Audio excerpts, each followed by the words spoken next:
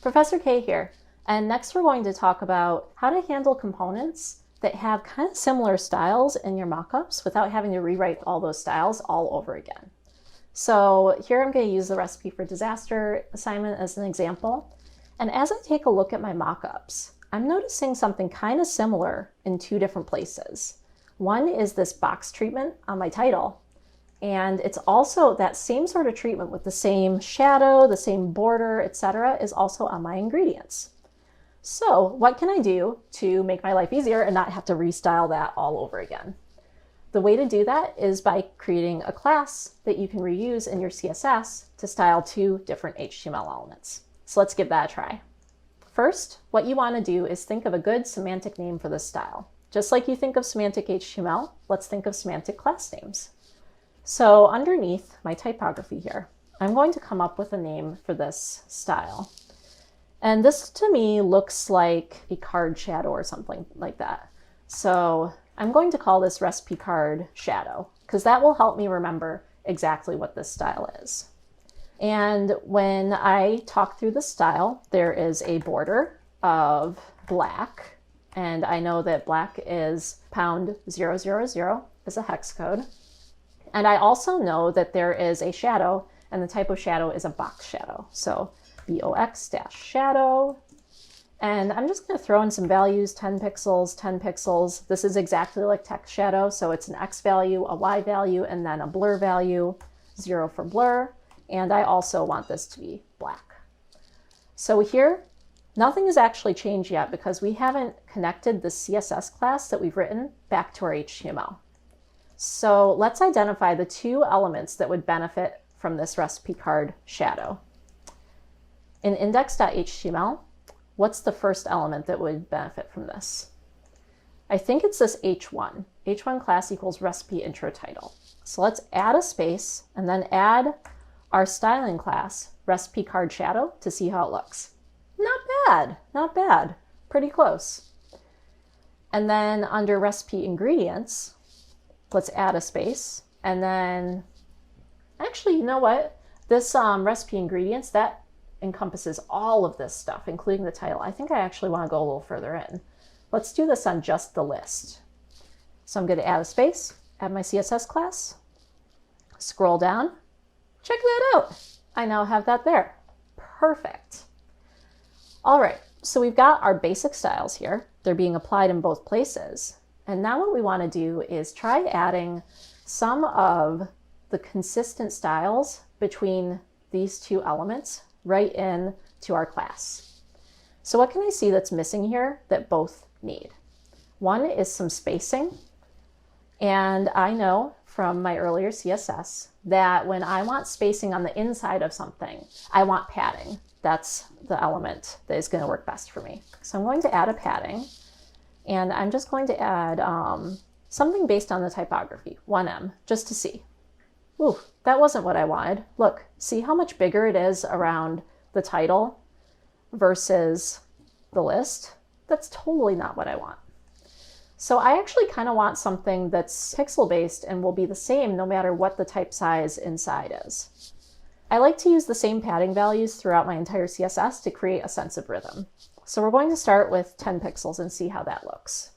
Too low. Let's try 20. That's looking better. That's looking closer to what I want. Let's take a look at the list. Not bad, pretty close.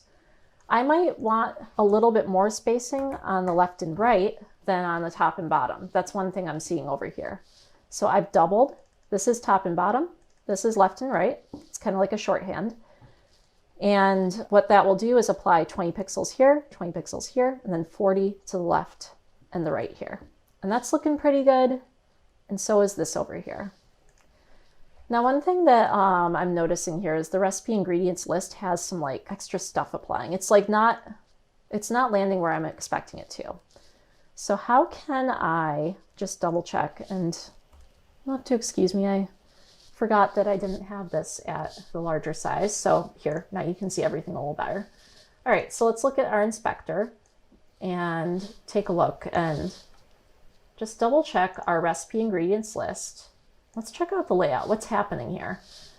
So with recipe ingredients list, I can see that I have padding all around it, and that's right.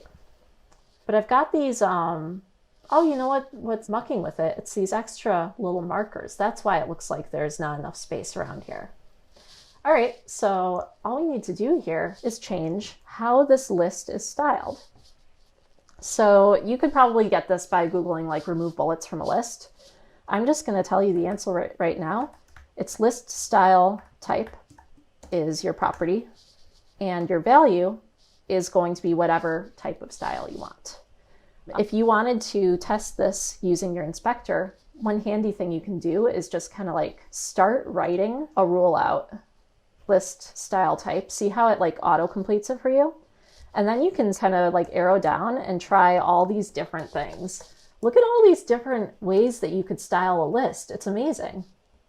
Wow, there's so many more than I realized. You could do even like Roman numerals. What we actually want is just none. We want to remove it. So now that we know that that's the style we want, we can put that back in our final code. Just say list style type none. And when that refreshes, it'll stick and we'll have the right set of stuff here.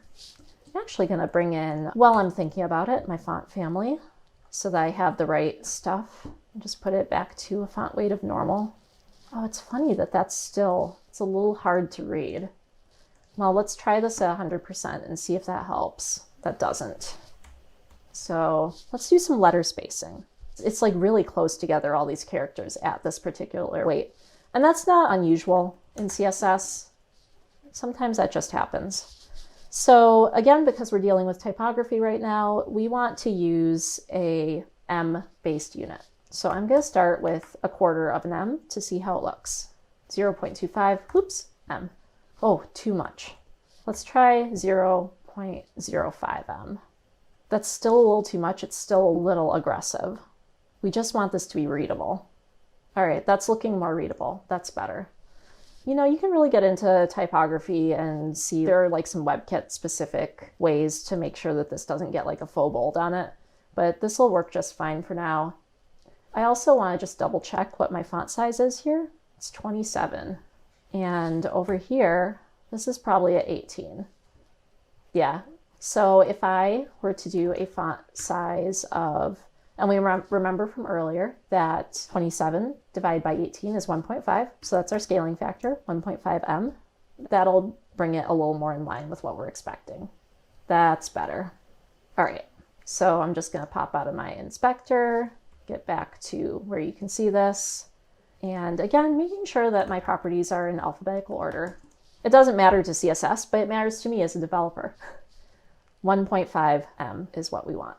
All right, that's looking good. That's good and readable. I like that. Oh, you know what? You know what else is making this hard to read? This line height. Line height 1. And now these are really close together. You know what can fix that? A space around the element. So not inside, at the bottom of the element. That's what we want. So what do we use for spacing outside of elements? Margin. So we're going to do a margin, and we only want it on the bottom. And again, I like to use M's for anything related to typography, so let's do 0.5 M just to start. Oh, you know what? I know why this didn't work. So this is for the recipe ingredients list, the whole list. We want this margin bottom on each list item. So let's write a new rule, recipe ingredients list, LI, margin bottom, 0.5 M. Much better.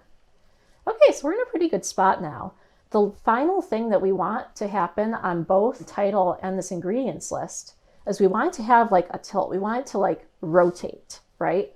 And we remember that because back in XD, we actually used this rotate and we did like a little negative 10 degrees to kind of make that happen. So heading back to our recipe card shadow, the way that you do this in CSS is called a transform.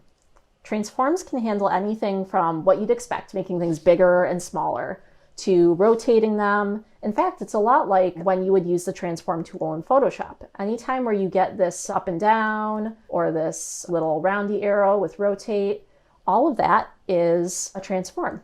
You can even use transforms to move things left, down, up.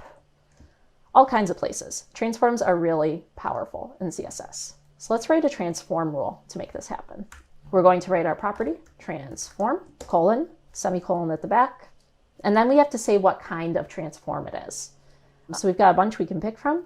This one is a rotate, parentheses, so that we can add a value inside it. And then we're gonna try 10 DEG for degrees and see what happens. So see that both of these are now rotated 10 degrees. We actually want it the other way, negative 10 degrees. And we can even see that if I had bothered to check XT, it says negative 10 degrees over here. So if I was paying attention, I would have been able to show you that right away. But let's just add the negative right here. And bam, there we go. That's looking better. Check that out. We're getting some of that kind of cut off look here. This is looking really nice. This is close. All right, getting closer every day. So in our next video, now that we've got this recipe card shadow and we've kind of done some work to make a reusable CSS class, we're going to tidy up and get this final thing, all this spacing done, everything looking nice, and really focus on positioning. So let's take a look at that next.